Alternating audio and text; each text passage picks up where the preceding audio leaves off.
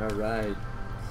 Hello everyone, welcome to SNS number 3. With me is going to be FalconPaladin. As always, I am your host, aka Born Pawn Star.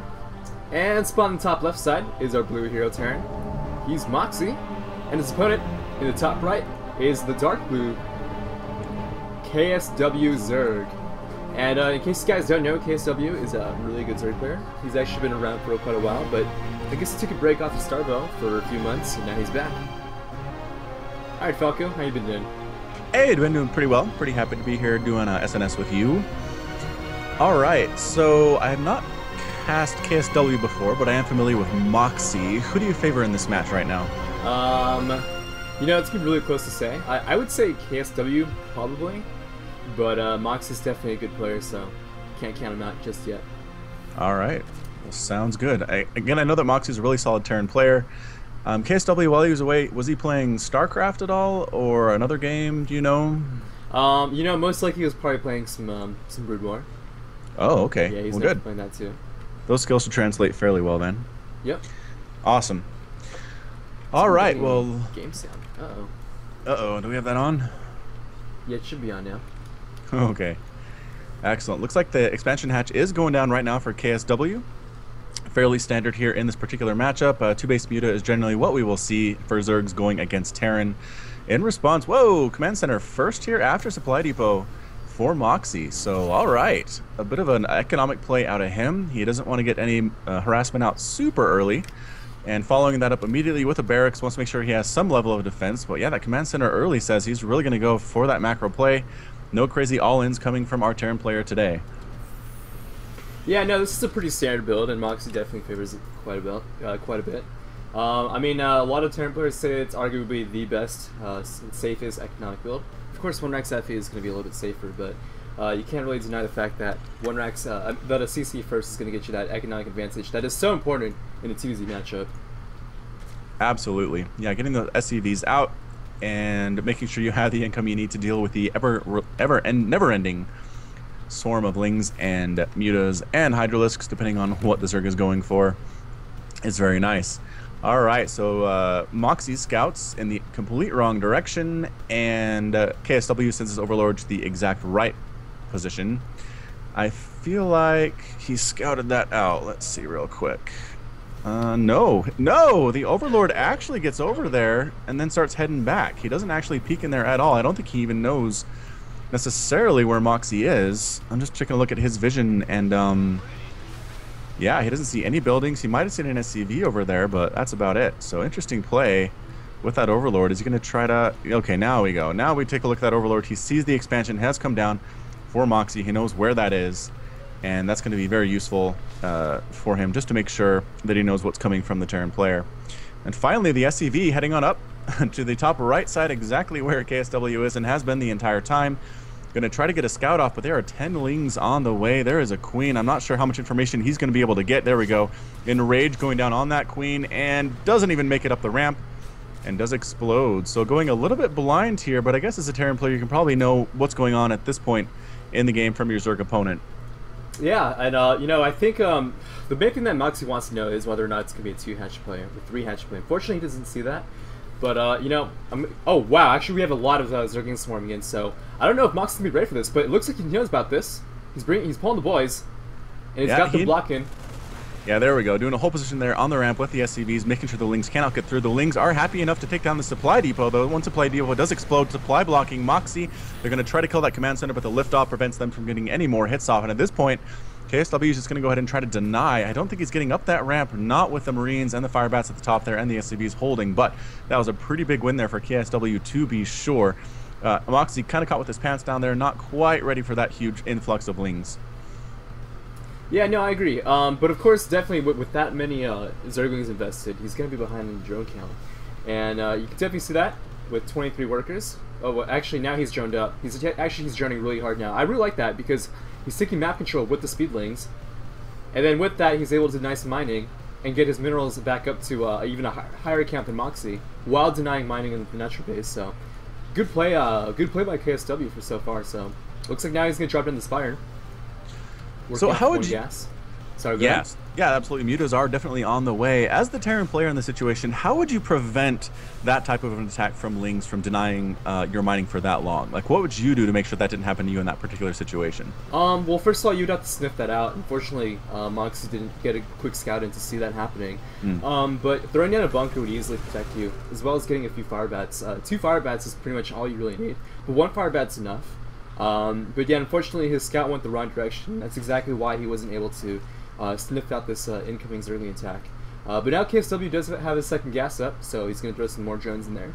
And from here on out, he's going to transition to some Spire play, get some mutas out, and potentially get a third base following up that kind of play. So right now, it looks like Moxie's going for barrel stabilizers, which increases the attack range of Marines by 1. So that can be very useful. Definitely against a particular Zergling attack, things that aren't range, you can kite a little bit more effectively than that. Ling's kind of sitting outside the front base, or the natural, actually swinging back on in there. Are we gonna, just kind of poking in, seeing what's there. There is enough, the 2 fire bats, like you said, and a couple medics especially, is enough to handle that number of Lings. But actually, KSW doing a good job holding that map control a bit longer than I thought. And here's that third base coming down in that easily defensible bottom right position. It's far away, but it does have that narrow ramp, very narrow ramp, allows you to put a couple lurkers there and to defend against Terran for quite a long time. So I think that's what the long-term plan is. We'll have to see exactly what's going on. As for now, though, we have some mutas flying on out. It's a group of 8 mutalisks flying across the map. We do have turrets coming up, one just finishing there in the natural. Do we have anything in the main is the question, and no, the main is actually completely undefended. If the mutas decide to go there, it might be a bit of a trouble there for Moxie. Swinging on in, getting a couple SCV kills, nothing too crazy. Haven't quite paid for themselves yet, but again, this does keep the Terran player in his base. It allows the third base to come up for KSW. Does get scanned, though. Moxie knows it's there, but again, with these Lings and these mutas, I think Moxie needs to push out soon. He's going to try to do it, but with this harassment from these mutas just picking off Marines one by one as they trail behind the group, it's going to be very, very hard for him to get to that bottom right position without losing a lot of units. Yeah. Oh, and interestingly enough, mutas are back to 3 range, which is a change that's happened a few weeks ago. So that's definitely a pretty big thing that KSW might not have been played. Actually, yeah, KSW has some experience with this. I did see him play some Zerg games against some players, so he does know that mutas do have 3 range instead of 3.25 like they did before. And wow, look at the Zergling action on the map. Definitely going to scout around, see if there's any army movement. With these mutas, he's able to keep the Marines inside the base or away from his base. Nice pickoffs there. And this is exactly what he wants to do. These mutas here are not really exactly there designed to take down this Marine force. They're really here to deny the attack from hitting the bottom right side base for as long as possible, and hopefully buy enough time to either get a nice flank with the Zerglings or get some lurkers out. More pickoffs again with these mutas. Yeah, these mutas just doing a great job, and like I said, the muta count now up to 10. Actually, a couple die there. The Lings come in from the bottom side, though, swinging on in, taking down that fire bat, taking down the remainder of the Marines. All the medics are all that is left, and they get cleaned up immediately by those Lings, and that was a huge surround. Good pickup there from KSW. Moxie has no way to deny that third base, and this is going to swing out of control here if Moxie can't make something happen in the next couple of minutes. Absolutely. And one thing I wanted to talk about in that engagement is you notice that well, first let's watch Moxie try to defend against this muta attack first, and a nice repair. He's going to keep that turret alive. But anyways, back to that engagement though. If you notice, one thing that KSW does is he doesn't really engage with the mutas until the Zerglings get there. And if he didn't have enough Zerglings, he would back off once the last Zergling dies. And a good thing that Terran can do is they could use their Marines to target down the mutas and focus fire them down, as long as there aren't too many Zerglings attacking them. But fortunately, that wasn't the case for Moxie, and now Moxie has now lost map control, and he's in a pretty bad situation, to be honest. As a Terran player, I would definitely not want to be in this situation. 3 gases for our Zerg player. Basically no pressure going up, and yeah, this is feeling pretty bad for the Terran player.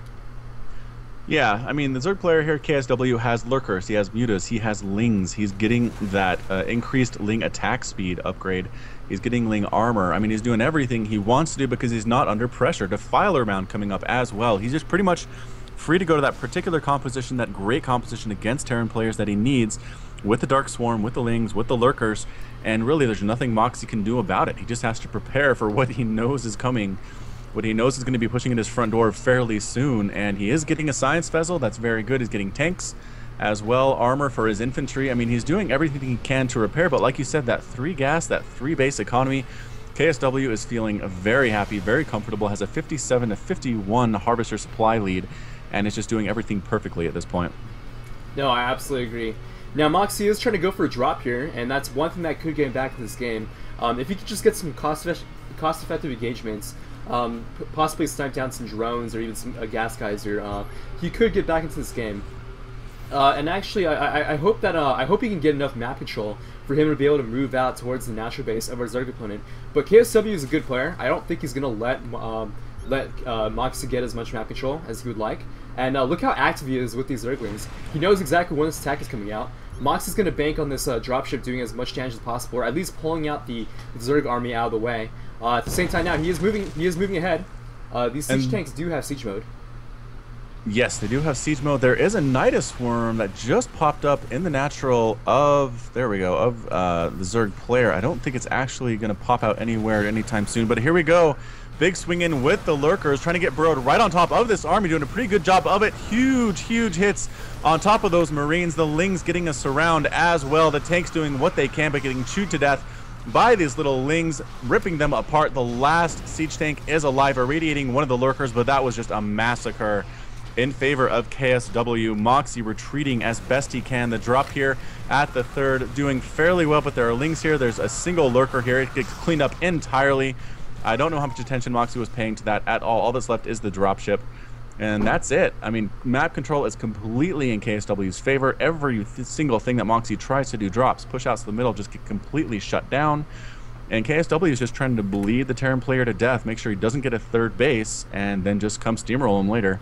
Yeah, and that's a sizable Zerg army. I actually can't even zoom out far enough to even get all these units into my screen. Yeah, how many Lings do we have on the map right now? 71 Zerglings, 4 Mutalisks, 4 Hydras, 3 Defilers, and where's our Lurker count? 12 Lurkers. So yeah, I mean, this is exactly the composition that KSW wants, that any Zerg wants in Starbow. Moxie saying, I have to do something. I don't feel good about this push. I don't feel like I have enough, but if I do some really crazy micro, the science vessels get some hits off with the irradiation, I feel okay about it. But here we come again. The Lings, the Lurkers pushing right on in there. Dark Swarm coming up on top of those Lurkers, but just stimming back and back and back are these Lings. But these the Marines, Lings are upgraded though. There are only 2 Marines left. They are slower. They are stimmed down to almost no health, and that is it. The entire army gets cleaned up. The medics are left to heal each other until they die. And there we go. We're at 126 to 84 supply in favor of KSW. And the 3rd base has been established during that attack here. So well played there by Moxie, doing a good job expanding while attacking and actually having a bit of mining time going on here as well. So I think KSW either, there we go, has taken a 4th base. Might want to see if he can take down that 3rd base, but it looks like he is more interested in just kind of keeping the map control, not really being too aggressive right now.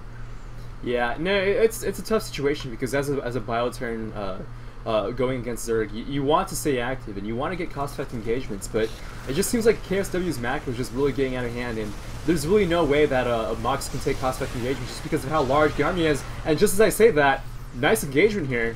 Mox is getting a really nice pick-off against those Lurkers. And now we have a little counterattack going to the 3rd base, as you mentioned, of Moxie.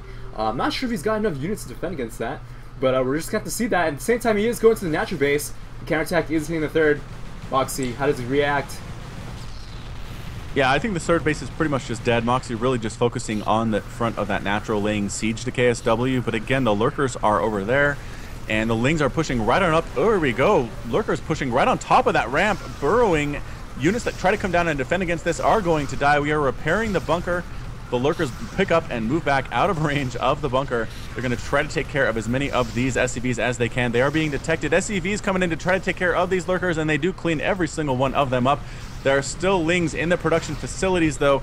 There is a big attack going on over next to KSW's natural base. Just got cleaned up, though. Moxie's units are completely dead over there, irradiating one of these Lurkers, but I don't know in the long run how much difference that is going to make.